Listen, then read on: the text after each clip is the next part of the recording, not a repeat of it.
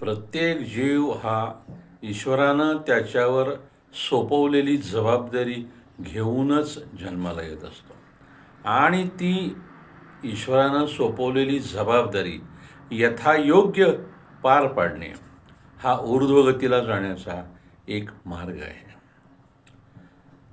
सर्व संतांना ईश्वरानं जगत कल्याणाची कामगिरी सोपवूनच या विश्वावर पाठवलेलं आहे.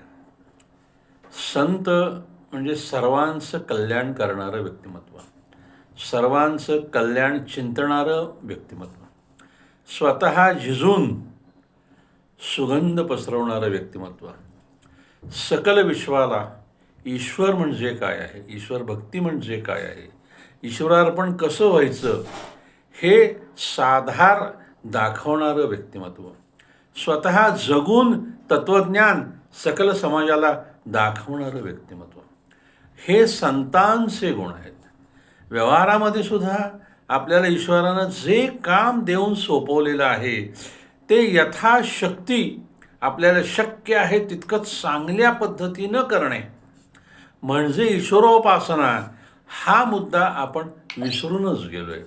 निवळ मठमंदिरांमध्ये जाणे म्हणजे उपासना नाही, तर स्वतःवर सोपवलेलं काम चांगल्या पद्धतीने करणे म्हणजे ईश्वरोपासना.